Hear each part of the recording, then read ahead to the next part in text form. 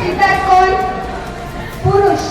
मग भावी पिढी आता मगाशी मॅडम म्हटल्या की 80% मुलं सुद्धा पितात आपल्या गावातून दारू. का बरं? कारण वडील पितात म्हणून मुलगा पितो. अशी जर परंपरा चालू राहिली तर आपलं गाव अधिकाऱ्याचं गाव म्हणून किती वेळा राहणार आहे?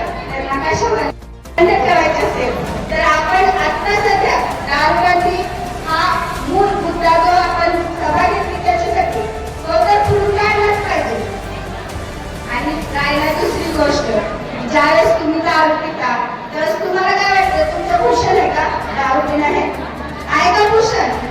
वाटेनं रोडवर पळता चार माणसं बोलतातच की अरे वा छान बोलतोय है ना.